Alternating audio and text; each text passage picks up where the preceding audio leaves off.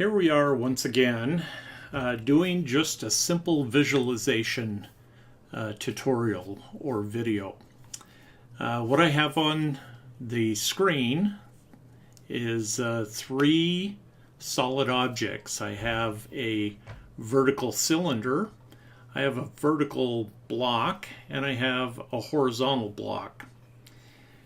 What we're going to do with these three blocks is we're going to attempt to visualize what happens to these objects during the unite, the NX unite function, the NX subtract function, and the NX intersect function. We should be able to kind of do this in our mind and understand what the part is going to look like before actually doing the operation. So I'm going to turn off the horizontal block, and we're going to just work with the vertical cylinder and vertical block.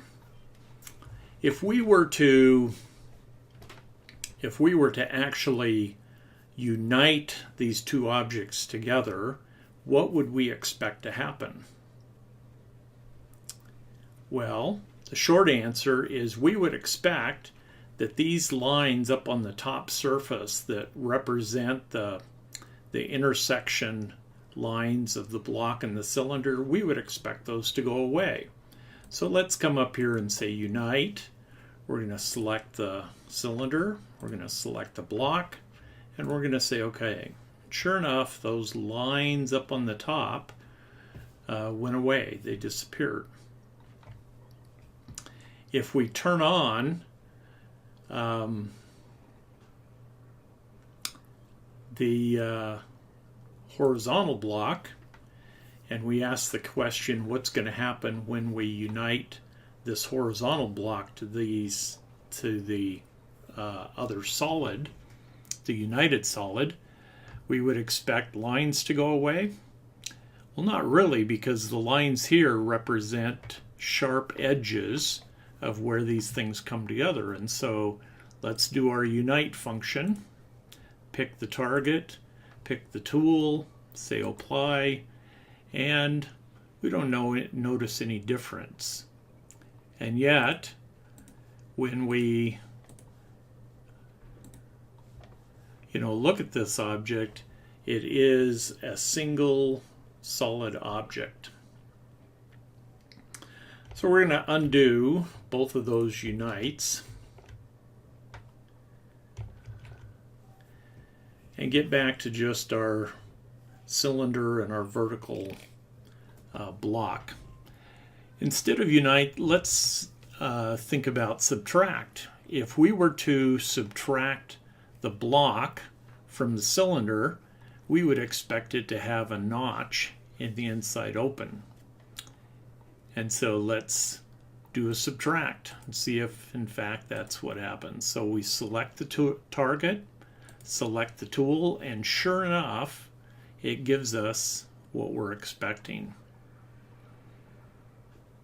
I'm going to just cancel out of that. What would we expect if we were to have the tool or the target be our vertical block and the tool be our cylinder? Well, we'd expect the block portion that's outside the cylinder to be all that's remaining. And so we're going to do that. We're going to select the block as our target, select the cylinder as our tool, and sure enough, that's exactly what we end up with. We're going to cancel that. What would we expect to see if we were to do the intersection of these two? Well, it would be the internal portion of this vertical block that is overlapped by the cylinder. And we should be able to just kind of see that in our mind and understand it. So it doesn't matter which we select, we're going to just select the cylinder as our target and the block is our tool. If we were to say cancel that and do it the other way, our block is our tool and the cylinder is our target, we get the exact same intersecting solid as the remaining piece. So we're going to cancel out of that. We're going to go back and unite these two objects. And we're going to turn on our other horizontal block. With this horizontal block on, we could ask the question, so what would we expect to see if we were to select the horizontal block as our target and the tool is our united solid? So if we select it that way, we get a kind of a keyhole shape cut into our horizontal block. If we do it the other direction, say let's use our keyhole shape, our united solid, as our target, and we're going to use the block as our tool, and we're going to say OK, and we end up slicing that part in two,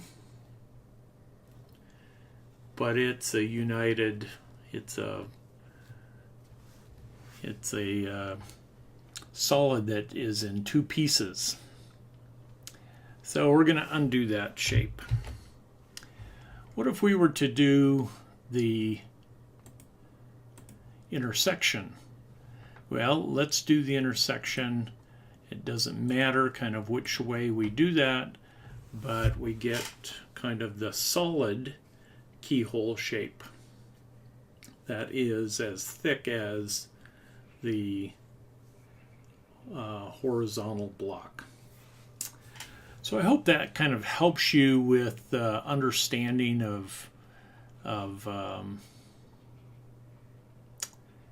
visualizing unite, subtract, and intersect. Like us on YouTube and follow our blog on cadmodelinghub.com. Thank you.